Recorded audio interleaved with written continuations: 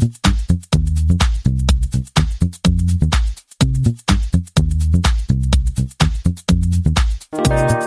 everyone, welcome to the Internet of Things podcast. This is your host, Stacey Higginbotham, and your co-host, Kevin Toffel. We have an awesome show for you today. We're going to be talking about a step back for privacy, big funding for a smart window maker, a couple new IoT-related modules from Gemalto and Sierra, and bad security news, dealing with Madam A, the Amazon Echo, and E911, the shakeup over Cortana, and some bad news for everybody hoping for Google Assistant on Sonos. Plus, we've got Andy Wilson-Thompson talking about the digital standard, which is a new privacy, security, and device safety standard that you're really going to want to hear about. And we have figured out something pretty cool you can do with your Amazon Echo and notifications. All of this, plus we'll hear from Bitdefender, who is our sponsor for this week's show, and we'll discuss the digital standard. So let's kick it off with a message from our sponsor. And this week's sponsor is Cognizant. With demanding customers at the center of today's value chain, delivering engaging products and experiences is even more important. Cognizant, a global leader in business and IT services, helps companies engage customers by envisioning innovative products and experiences or inventing disruptive new business models. With these insights, Cognizant collaborates with clients to build smart products, disruptive strategies, and new ways of engaging customers across every channel that uses the power of IoT. Learn more about Cognizant's IoT services and solutions at cognizant.com/IoT. Woo! Kevin.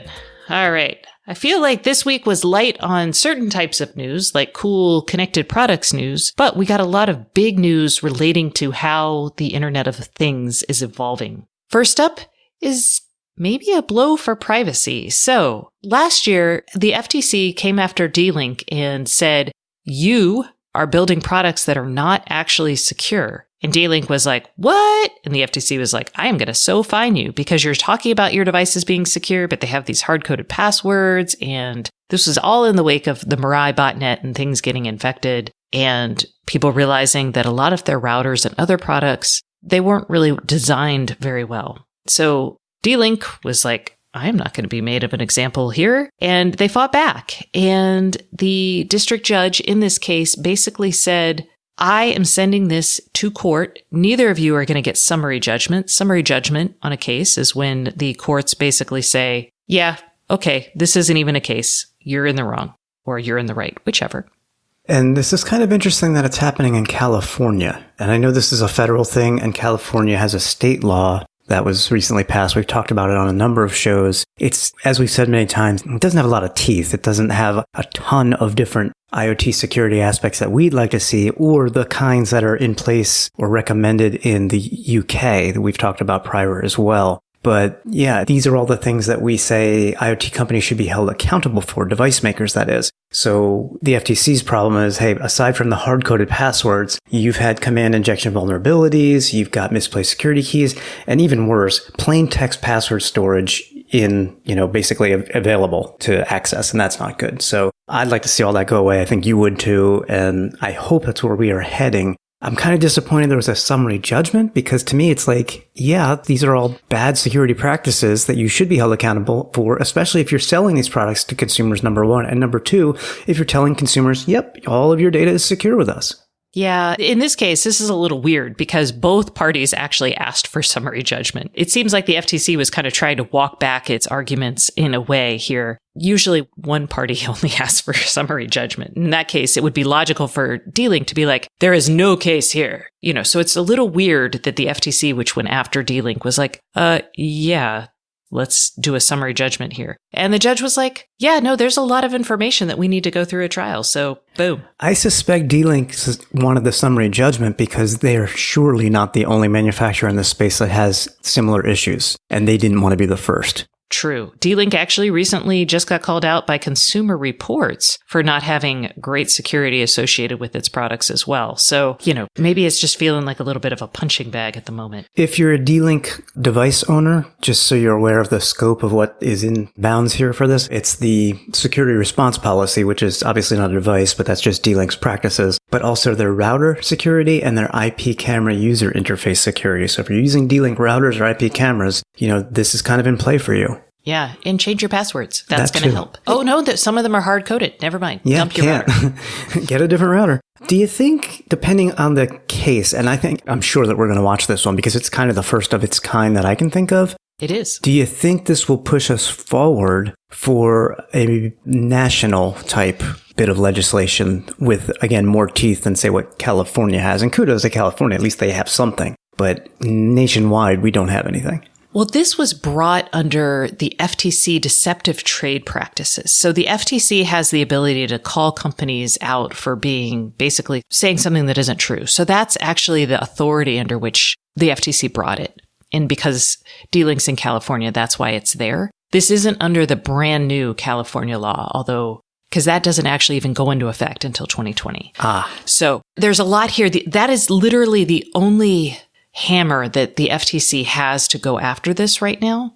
Maybe not the only one. I'm sure there are lawyers who would probably say, no, Stacey, there's this esoteric case law that we have. But in general, that's the hammer the FTC has. So they're trying to use it. Yeah, I don't see the FTC moving forward in terms of trying to push any legislation. As you said, that's not their role or anything like that. But I could see some lawyers start pushing for this, and maybe even some legislators, probably in California, that try and bring this, to the broader rule of law in the U.S. Yeah, I mean, California did just pass that law, and that would affect this case. It just isn't they're not retroactive. Right.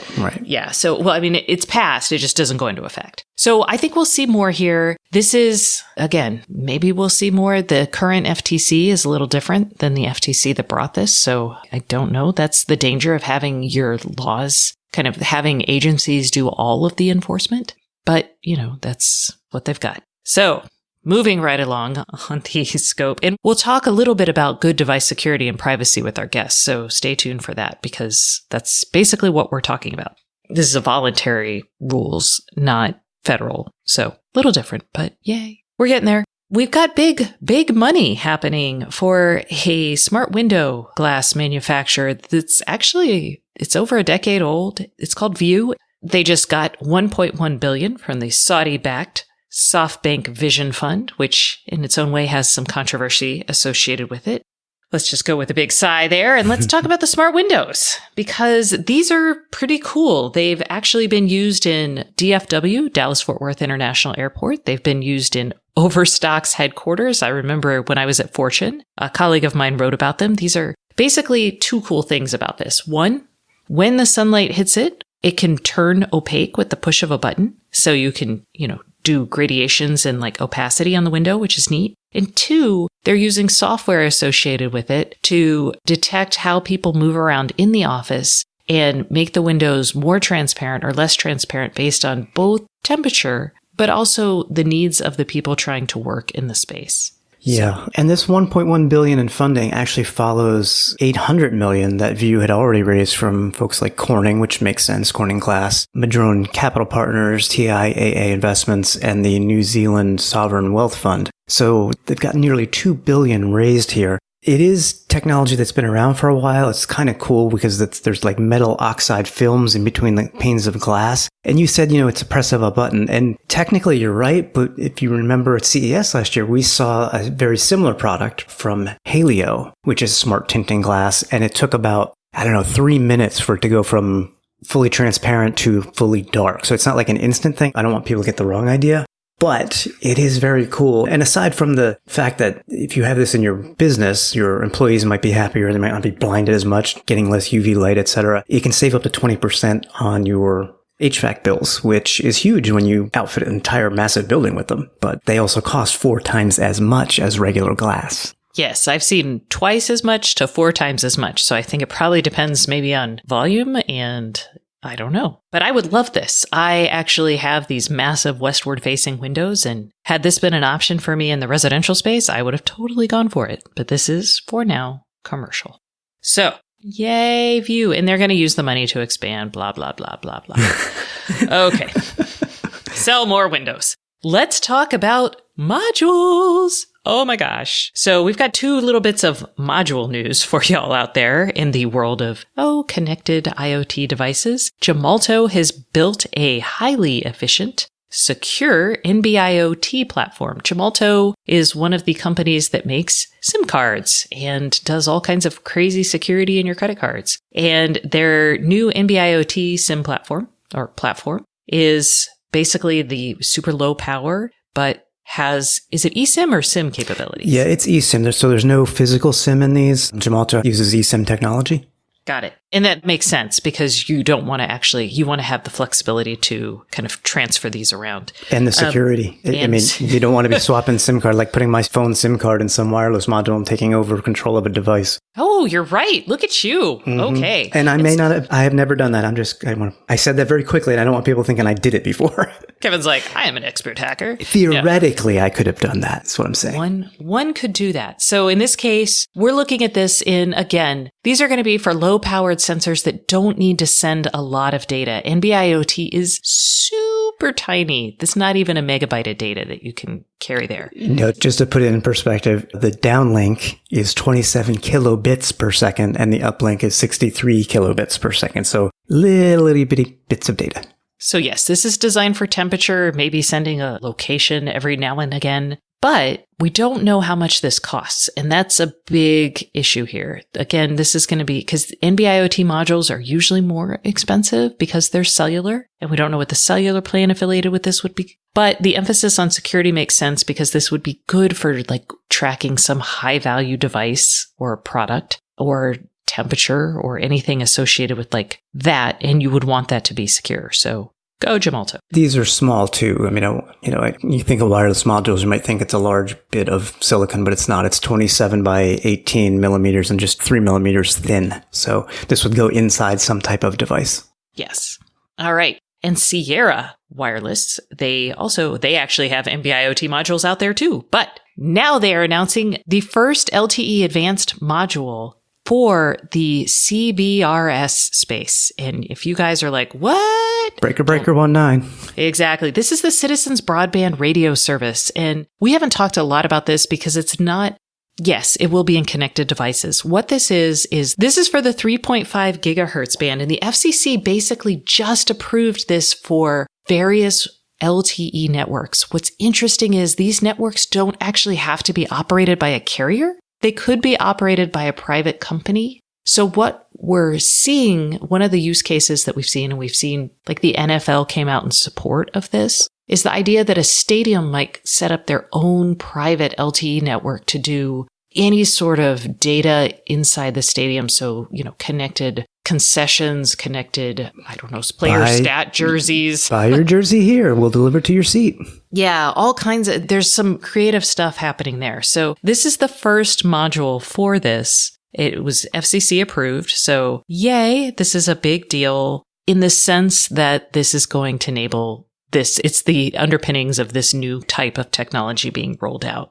So these modules, they actually have two of them, they say are available now for commercial deployments. I don't see a price, but if they're available now, I bet you we could find a price. I'm curious. All right. I'm not buying any, but I'll stick with my I'm CB. not building my own private LTE network either, as much as I might want to. Over and out. Okay, so that's our module news. Now let's go to crazy security news because... Freaky deaky, this is so not good. All right, Kevin, let's scare everybody. Go. Okay, well, you've already probably been scared by the fact that there are basically databases out there filled with IP addresses of wireless webcams. Just go on Shodan. Right, exactly. So, of course, let's make it easier to find those wireless devices, those webcams, with this little script that was written. It uses data from Shodan, and you can actually, and I looked at the code, it's pretty simple to use. I have not used it because I don't want to see people's webcams, but you could search by address in this database now and find webcams in a particular radius of an address, a home, a business, etc. They're just making it easier and easier to be bad, and I'm scared. Creepy. Yeah, so did you put in your address and see what you could see? No, I don't want anything associated with this tracking to me. No. Got it. Yeah, it feels kind of not just creepy, but illegal. Okay, so I'm gonna check it out maybe. I mean, you could install it. The code is available on GitHub. You could install it and query Shodan through it with an address if you'd like. But I just looked at the code just because I was curious, but I'm not using it. All right. But in positive news, let's talk about Madam A. So Madam A is what we call the Amazon Echo's digital assistant, so as not to set them off for you guys. Can we call him a friend? I feel like... Absolutely. He's been to my house. I've had him for dinner, sure. Oh, you had him for dinner. It's amazing he's still here. I took him out for dinner, yeah. Andy Abramson, who we've known forever because he was good friends with Ohm, our former boss at GigaOhm. And he's a smart dude. And, his expertise is VoIP, which used to be a big thing back in, 2005 and 8. And now it might be coming back around in a sense. In a sense. I mean, Andy wrote a blog post that we'll share in the show notes, and it's kind of a response to a news article in the Wall Street Journal. And the journal is talking about Madam A and emergency 911 calling, how Amazon's Echo can do all these great things, but she can't call 911 for you. And he's like, no, hold on a second. He said, I think they can solve this pretty quickly. And I like where he's going with this. What you could do, he says, is Amazon knows your address, because that's usually the issue when you're calling on a mobile phone or something to 911. Where are you, right? But Amazon has your address for deliveries, and they know which is your home address, perhaps, versus a business address, etc. So they could link that up right away so that stable Amazon devices, meaning Amazon devices that don't leave the home, are tied to that address. And then he said, and for people who move those Echoes or whatever, maybe you have a Amazon Tap like I do and you take it to the beach and so on. Obviously, you're not at home anymore. He said, hey, people have done this before with mobile devices, and basically you need to re-authenticate your home address after 4 hours of online or a change in GPS or whatever it might be. So I think he's right. I don't know that many people would call 911 using Amazon because we all have mobile phones. But let me tell you, if your phone is upstairs, you're downstairs, and you've fallen down or something like that, you need to call 911. It would be nice if you could use your connected speaker to do that. Yes. As someone who, again, I know you always carry your phone. I do not. And I fall a lot. Yes, I was referencing you because I know you don't carry your phone. Not about the falls, but yeah. Oh, no, I do both. Oh, I didn't know that. Yeah, this is right up your alley. Exactly. That would be nice. Let's see if it happens. Amazon probably doesn't want that responsibility. I don't know, though, because, they're all about providing service through the Echo. It is a true digital assistant, so why not?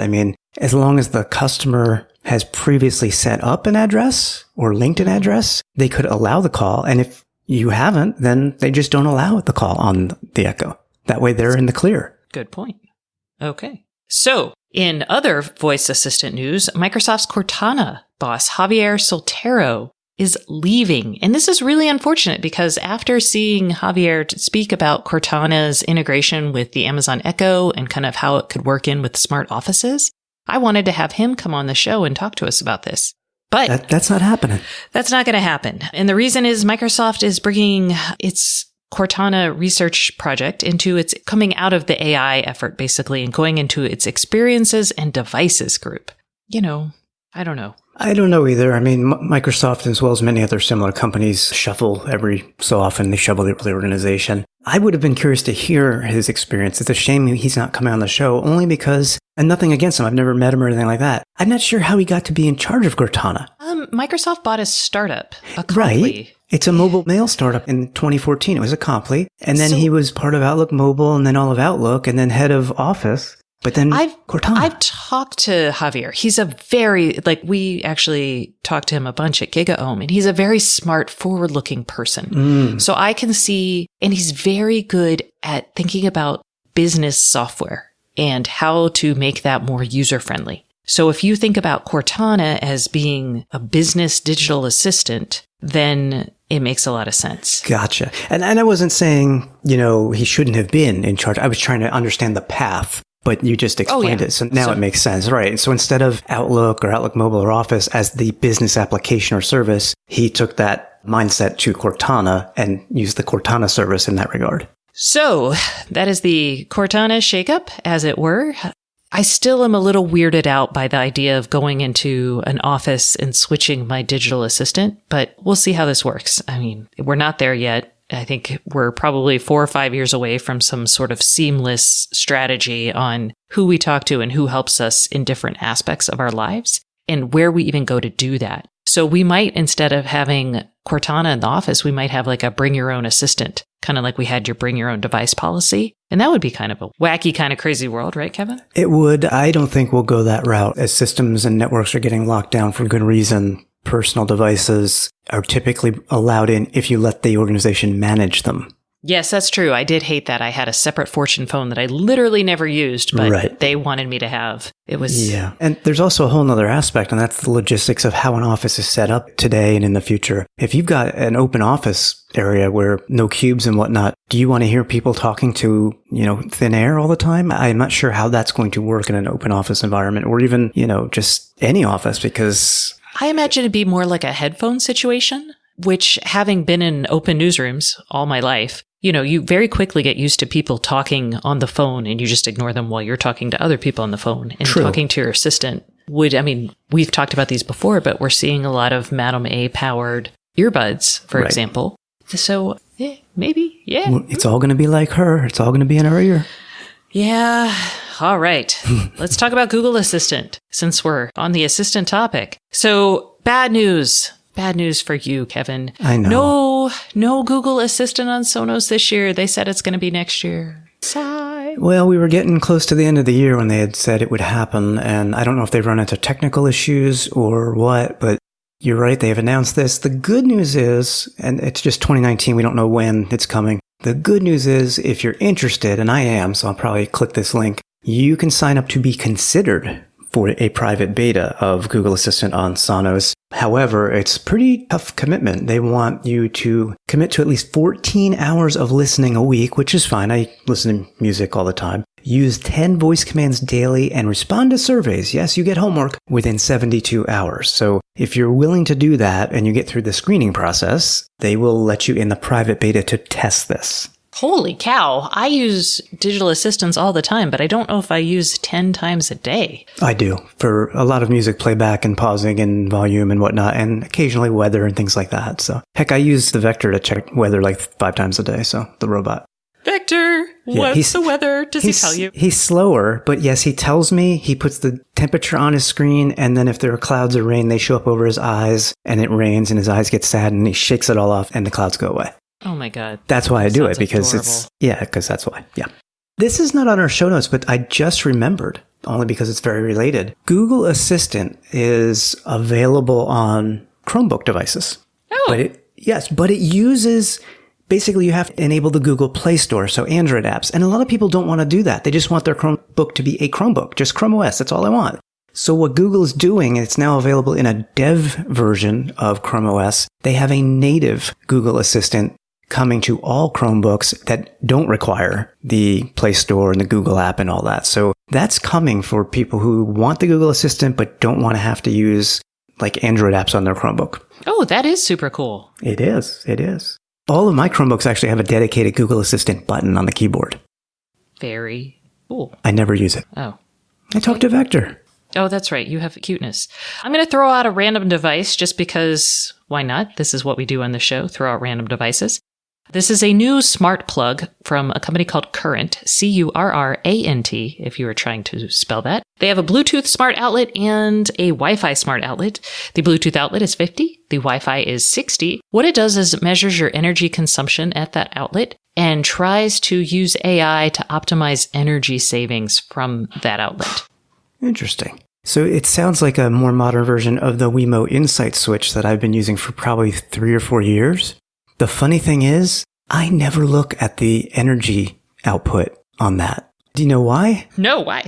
Because I usually use these with lamps, and those lamps have very low power LED bulbs. And it calculates out the cost and everything. It's like, you spent 14 cents this month. Okay. I don't use enough energy to make it worth my while to look at the data. I use it to test different things. So I used it to test the power consumption of the June oven, for example. Yes, which is a lot. Which is a lot compared to like a crock pot, because the June did their crock pot setting. Guys, the crock pot is way more energy efficient than the June based on the energy consumption. I don't know if you feel like your food tastes better. Maybe it's worth it. But yeah, in general, this might be, and it has one cool design feature I'll mention. You can actually flip up the prongs, so you can flip the outlet. There's 2 outlets on each switch. What do we call those? Outlet? 2. I'm getting lost. Oh no.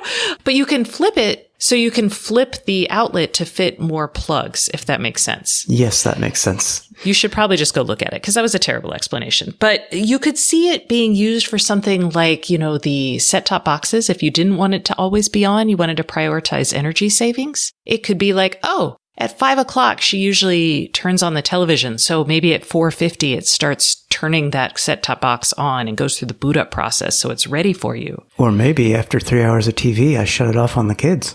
Yeah, I used to have a smart outlet that turned off if I didn't make my Fitbit steps. And the TV was plugged into that. But my husband killed that plan really a long time ago. Walk more. I want to watch the football game. Get out. Okay. So let's move now to our voicemail. We have an awesome voicemail for you today.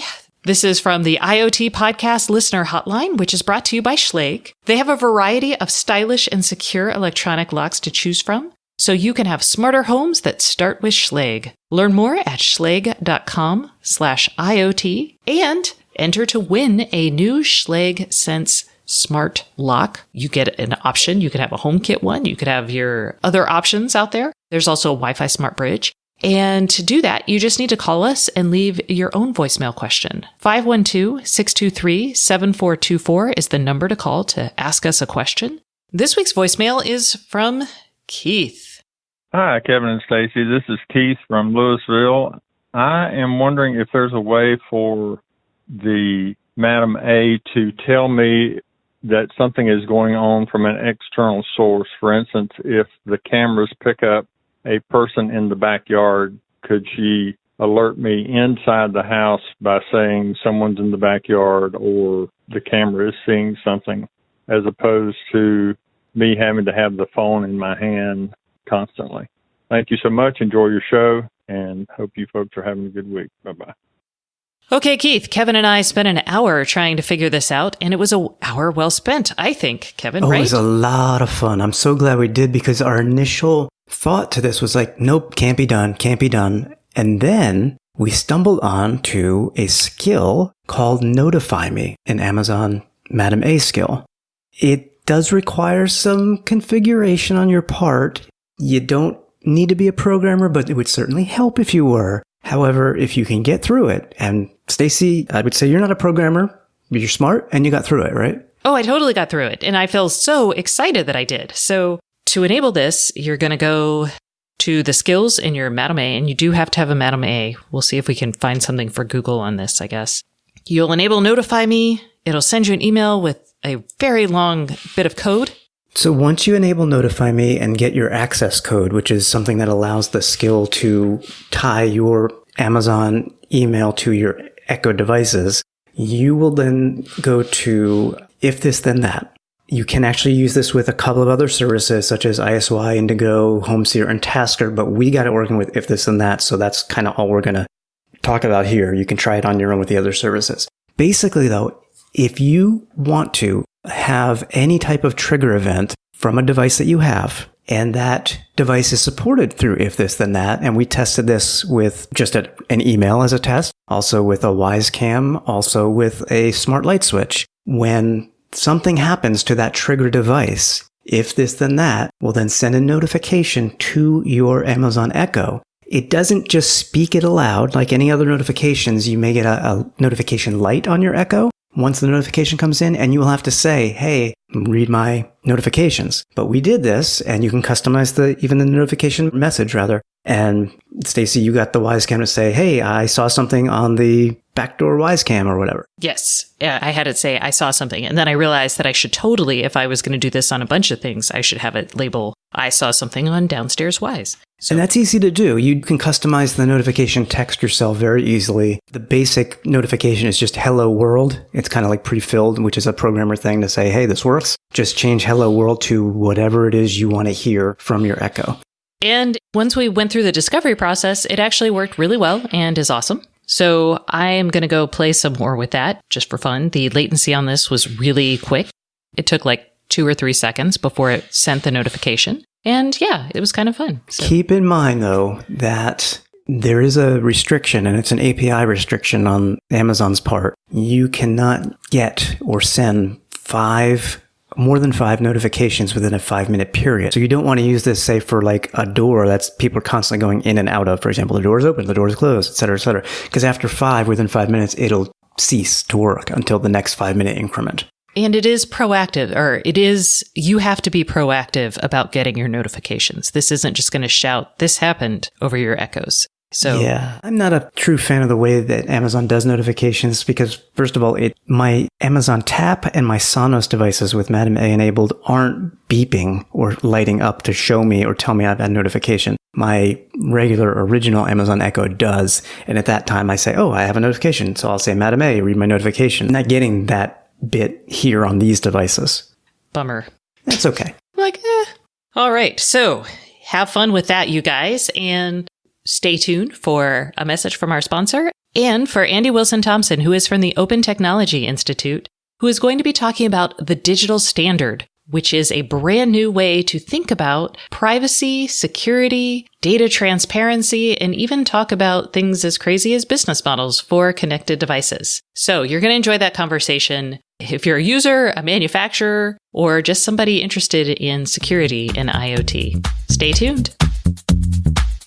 Hey everyone, we are taking a break from the Internet of Things podcast for a message from our sponsor. This week's sponsor is Bitdefender, and I have Alex Balan here, who is a chief security researcher at Bitdefender. So last week, we talked about stopping bullying with the Bitdefender box. This week, we're going to talk about securing your router. So how would I know if my router is safe? I would say that the easiest way to know is to check when it was last updated.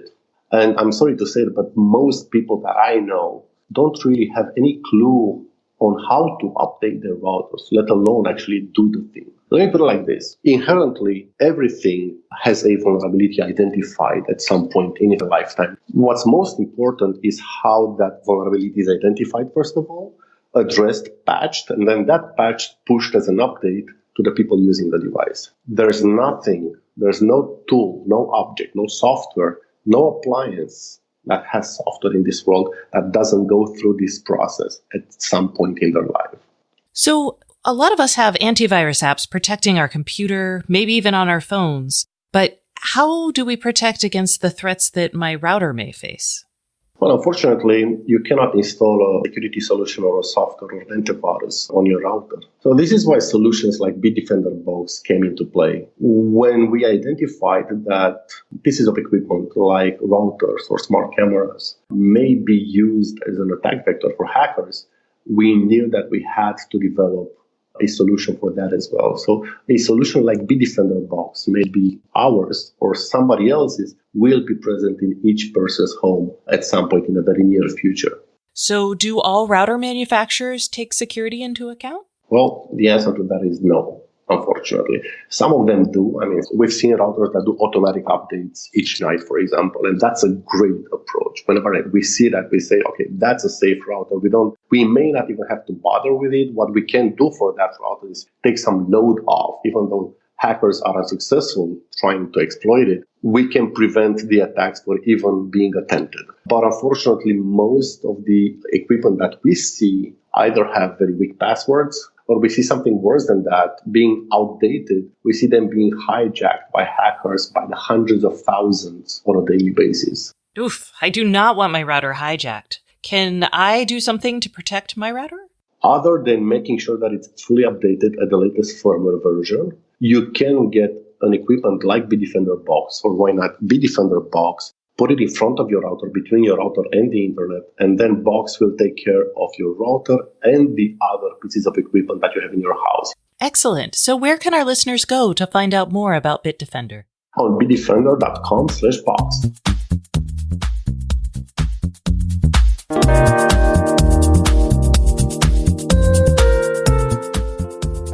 Hey everyone, welcome back to the Internet of Things podcast. This is your host, Stacey Higginbotham, and today's guest is Andy Wilson-Thompson, who is a policy analyst at the Open Technology Institute. Hi, Stacey. You guys are working with a couple different groups to create something called the digital standard. And I am so pumped about this because we've got to start somewhere. And I really like the consensus building and the points that you guys bring up with this. So Let's talk about who you're working with and why you guys created the digital standard. So I'm actually going to roll back about 10 seconds. There's 6 organizations that built the standard that did the initial development of the tests and the content. We did not. We came in when it launched to do a sort of PR education convening campaign over the past year. So it's great that this thing was built for us to work with. It's also great that we have sort of a third-party role and companies can say, I really hate this, I really love this, and we're a safe space to have those conversations. But the digital standard is open source, collaborative set of tests, an evaluation methodology used to test the security and privacy of consumer products. These tests address everything from encryption, so the hard security we generally talk about, to things like transparency reporting and privacy policies. And so far, they've been used by Consumer Reports, one of the 6 organizations that helped build the standard, to evaluate smart TVs and payment apps like Venmo and Apple Pay. The standard is open source, however, so it could be used by anyone who wants to look at privacy and security best practices. Yes. Okay. And you've kind of divvied this up into a couple different areas. So under security, you guys have things like build quality, you have data security, you have user safety, which almost feels kind of like UL territory in some ways. Yes. And then you have privacy, where you focus on access and control, data retention policies, collecting too much data, third-party tracking, and then there's also the question of what happens after you've purchased this device. So the idea of ownership and governance models. So there's a lot to unpack here. The most complete looking parts seem to be tied to security and privacy, correct? Yes, I think there's the most consensus among, organizations that do this kind of stuff, that those security and privacy features are kind of set. You want to have strong encryption. You want to have a mechanism for reporting vulnerabilities. Those types of things are more agreed upon. There's sort of 3 categories in the standard because it's open source, so it's a lot of collaborative creation. The first set is stuff that is done, that is seen as well understood with a developed testing approach. Then there's some stuff, they're, colors like a stoplight, yellow things, which are under development, but still have some outstanding questions. And then red is under discussion. So nobody's using those under discussion ones to test yet. They are really complex issues that still need to have debate between the people developing the standard. And so they're sort of in their infancy, but those are some of the ones that, I know you want to get into, things like ownership and right to repair, that are not quite ready for launch yet as part of the standard. Yes. But beforehand, we'll talk about what we know, because I think I feel like a lot of people, when we start talking about security and privacy of these devices, people just kind of throw up their hands. They're like, oh, it's too much information. It's too hard. I can't convey it. I can't build it. I can't do anything with it.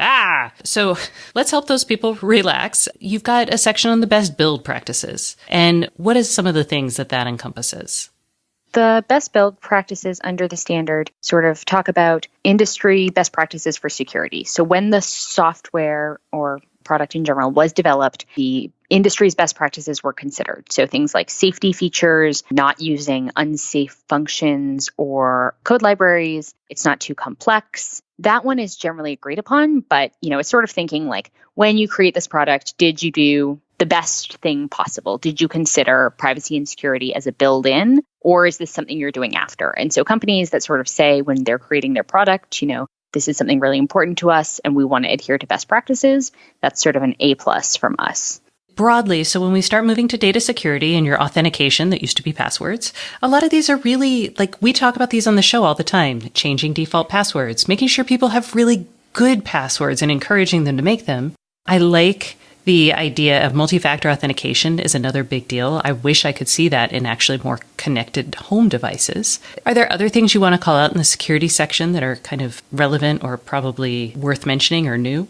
So just for passwords, it's really interesting because companies actually told us that one of the things that my colleagues and I have been doing over the past year is speaking to stakeholders like companies and nonprofits and saying, privacy and security are really important and we think you should do them better. But also here's this learning tool for you that you can look at. Here's sort of a hit list of stuff that you could build into your next product. You could revise your current products to include, to get sort of a, checklist from the privacy and security community. But we had companies that are doing a great job come to us and say, the authentication test is actually too simple. It's not going to consider things like fingerprints or other types of more complex authentication. And it just sort of originally said, be able to change the password, require a long password, And I think it was require a password to change the original password or the user data. So it's gotten way more complicated. And part of that is because companies that are really good at this said, actually, this is too easy. Like, there should be an expectation that people do something better. Well, that gets us to kind of a big issue here. You guys do a really good job. Like, you kind of talk about the test, you talk about criteria, and you talk about the procedures you can use to test for this, which I think is really helpful for companies that are looking to implement this. But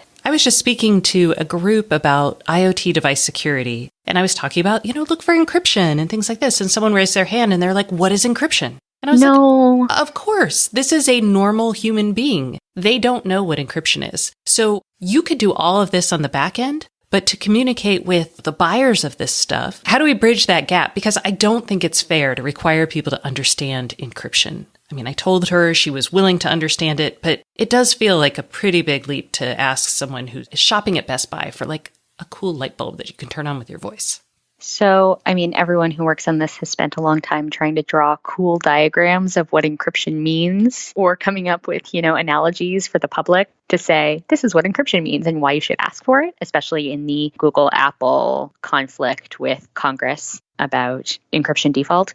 But I think one of the reasons that we are, my colleague and I came in sort of once the standard was developed. So we were given a thing and said, could you work with this? And one of the reasons we really like it is because Consumer Reports has used it twice. And the goal is not really to provide the consumer with, here are the results of 35 tests. It's sort of a more holistic judgment of like, is this secure? Is this not secure? They may call out the things it does poorly, but this is never meant for public consumption. This expert consumption, cool. Like if you really want to read what happened when they did an authentication test on the newest light bulb, awesome. But we're not expecting consumers to understand that when they purchase something. All right. And now we're going to get into some of the kind of, I'm going to call them hotspot issues because we talk about them. I think they're really important. I also think they're really hard to solve. So like you talk about things like known exploit resistance, which people are very familiar with. Hey, don't put a product on the market that you know is going to be insecure from day one. But then we move into this concept of security over time. And, Kevin and I, my colleague on the show, talk about this. I would love to see an expiration date because, providing security is it's not inexpensive, right? Updating your software to keep things up to date it requires developer resources, QA testing, all of this. So how are you guys approaching that particular issue? I think for IoT, that's in some ways unique challenge because when people go buy really expensive home devices like home appliances, which, all of the companies want to build connected fun things into them, you expect to have this for 15 years, not the 2 years you want to have your smartwatch. You're not going to throw away your refrigerator or your oven quickly because you want to be able to keep it. You want to have security support. And so I like the idea of, I think it'd be very valuable to have an expiration date, to have a will not support after whatever day 2022. I think that could be valuable for consumers. It's not something that is built into this as a requirement, but I do think that could be a really effective way of communicating that to consumers when they spend a lot of money on something. What are device makers telling you about this concept of security over time? Like maybe they have some great ideas about how to approach this. I think a security over time discussion, because, we're Consumer Reports, for instance, who's published about this, they don't talk to companies in the same way. They don't have a here's how to ace our test conversation with vendors or manufacturers, because that's not the way their policies work. So it's really great for us to be able to go into a room and say, we think you should do this better. Here are the ways. Here's the procedure you should test it by. Security over time is one that sort of we've got like a sort of hand wave on of like that sounds good. We're going to keep it updated rather than a clear recognition that that's not something we can do forever. And we're going to be explicit about that with our consumers. And I think that's a real challenge just because the, specifically smart home industry is built onto a very different type of sales model, right? It's built onto you buy something that costs $2,000 and keep it forever rather than, a more cool tech toys sales model where you expect it to not work pretty soon. So the ability for companies that have been doing this a long time and sell you a $2,000 oven to say, and we're going to stop servicing it after a certain period of time. One of the discussions we've had, not with companies, but with some security experts, was what about if there are third-party repair people who can service that product? So that gets into the sort of ownership and right to repair thing. Which is good, because that's where we're going next. So feel free to segue right into that if you'd like. Yeah, let's move into that. Maybe if company Y, who makes a very expensive refrigerator, says they can't service it after 5 years, a smart person with their own scrappy tech company could come fix it for you. That might be a solution. Maybe not a popular one for companies. Yeah, so you actually have a whole section on ownership in the digital standard. And that whole section is, I know people can't see colors, but it's basically red, which means like nobody knows. We're just throwing this out there. It feels like, one day. And in that, you guys have things like, hey, interoperability, ownership, like I own all of it, and resale. And this actually gets to something I've been thinking about because I'm going to put my house on the market eventually. And I'm like, oh, how do I resell this device? And So what are you guys pushing for? Or what are you guys talking about with people? What are they saying? So when it comes to having conversations with companies, we're sort of at the very high level of a lot of people saying, we sort of start off with the green, easy lift, generally agreed upon among security experts things. They're elementary school level security. Everyone will tell you that you need this, and it's not particularly controversial. You might not want to do the work or spend the money, but, don't have vulnerabilities in your products, encrypt things, have a good password. The stuff like interoperability, ownership, and resale, we've heard from companies that they really don't like things like resale or right to repair ideas. But when we've worked on our advocacy, we've sort of put that stuff aside, saying like, agree to disagree on this right now. Please don't not have good passwords because you disagree with us on resale. Okay, so bigger fish to fry. Now, at the end of October, the U.S. Copyright Office actually said that a certain set of products we do now have a right to repair, which felt like a step forward. And maybe this is something that gets determined in the courts and not in, I guess, a design process?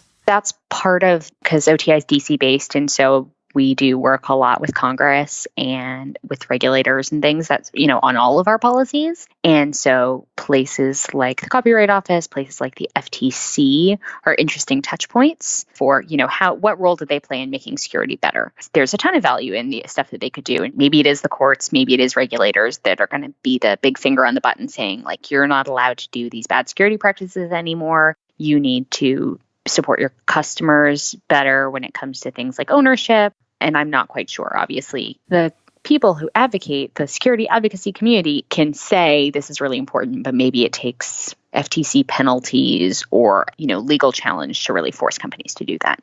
Well, that gets into another red, we don't know what we're doing with this point on this whole thing, which was business models. So what are your thoughts about where you'd like to see that go?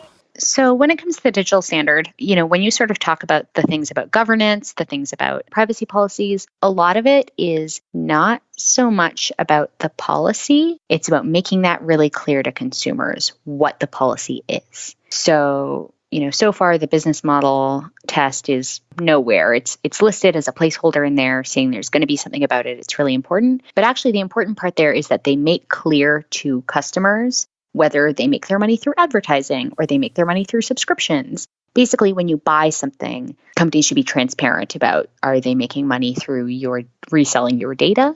And that ties into something that we constantly gripe about, and I hate because I actually read all the TOSs and privacy terms, but...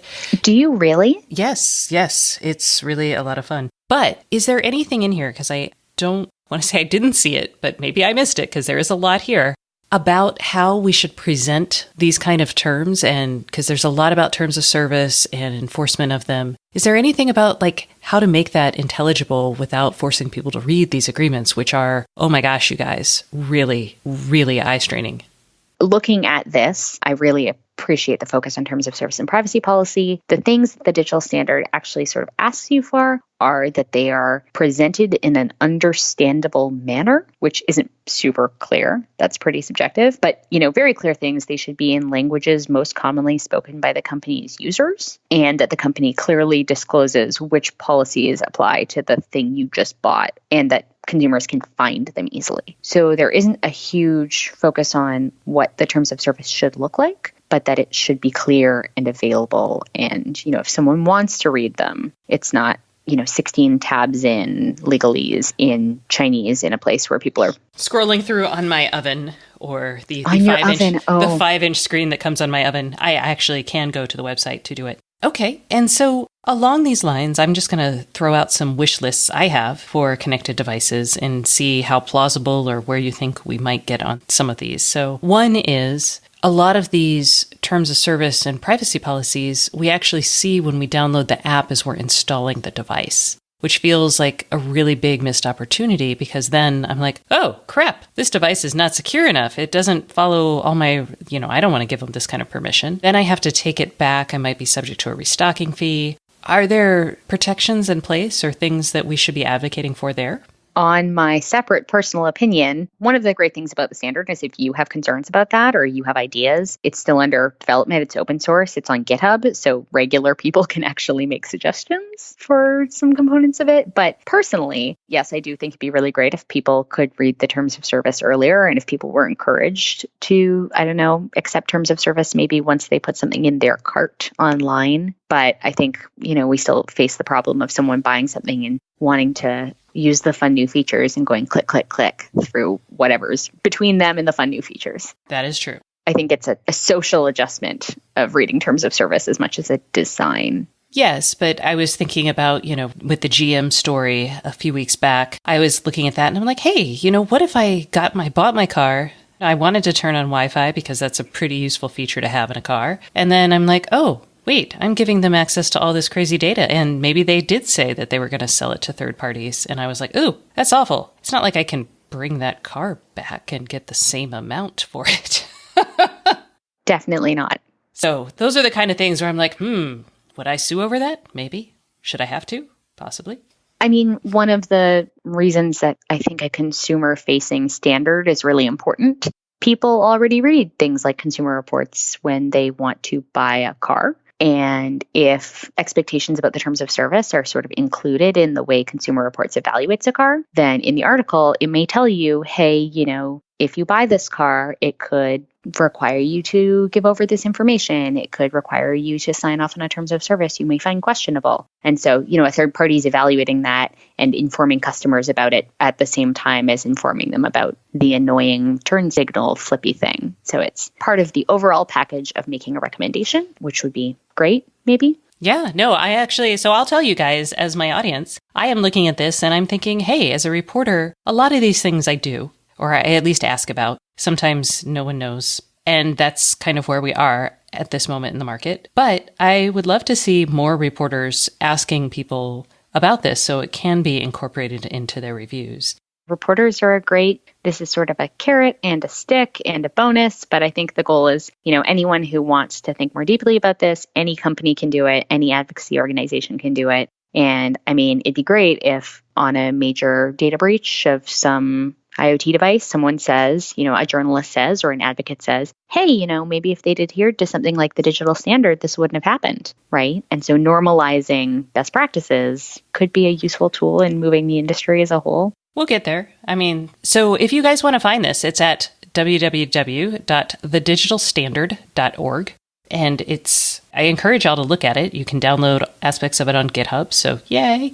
And apparently make suggestions there. Andy, do you want to tell us anything else? I think that, I want to make sure that I give credit to the organizations that help build the standard, led by Consumer Reports, Disconnect, Ranking Digital Right, the Cyber Independent Testing Lab, and with assistance from Aspiration. My colleagues in IoTI came in at a later date to sort of spread this information around the country and collect feedback. But we were so happy to have, a really interesting, wonderful set of tests to work with. So thank you, Stacey. I really appreciate this conversation.